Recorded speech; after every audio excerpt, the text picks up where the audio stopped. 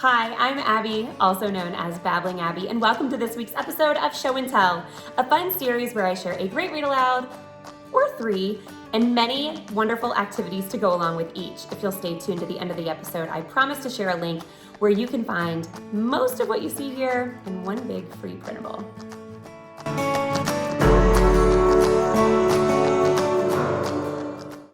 Today I'm going to be sharing 3 books that are perfect to use leading up to Valentine's Day, or really any time of year. It was too hard for me to choose just one, and all 3 pair so well together.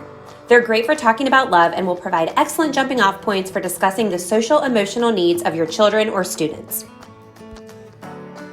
Love Is tells the sweet story of a little girl and the duckling that she raises. The illustrations are simple yet beautiful and aptly share how perfect love is sweet and sunshiny, but also difficult and challenging at times.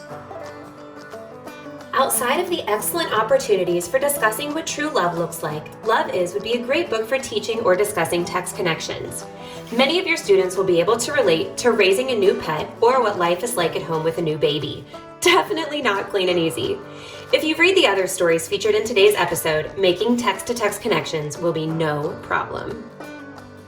Here are 2 different but similar activities to use after you've read Love Is. Each activity will use the printables linked at the end of this episode. But first, as a whole group, meet to do a shared pen activity where students will record what love is on a piece of chart paper. Next, they can write and illustrate their Love Is suggestion on a heart. Would definitely make a cute classroom display. Or, alternatively, they can create a Love Is mini book, where they write different ideas of what love is on each page of the mini book. Afterwards, cut out, assemble the mini book, and add a little staple in there. And boom, you have a really cute little book to send home for Valentine's Day with your students. Love from the Crayons is a small book with a big message, and I think all crayon fans will agree, love comes in all colors. After reading Love from the Crayons, your students can describe the color of their hearts. For younger kiddos, they can practice writing a color word.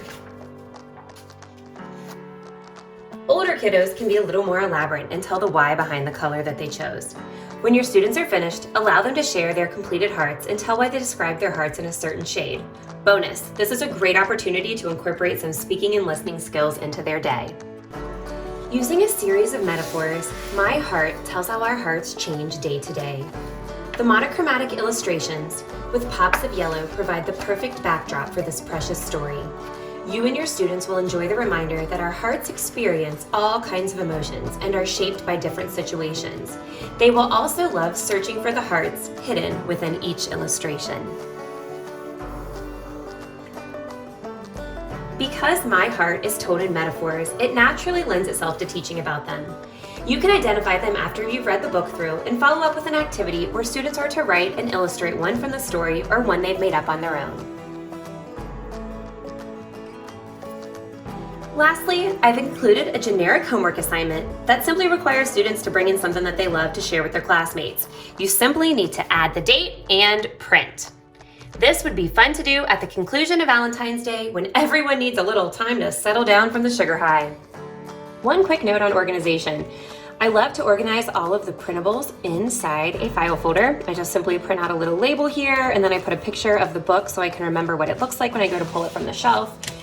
And then on the inside, I put my little reading guide that tells the standards that the book is going to cover, the theme, genre, literacy skills, and the vocab.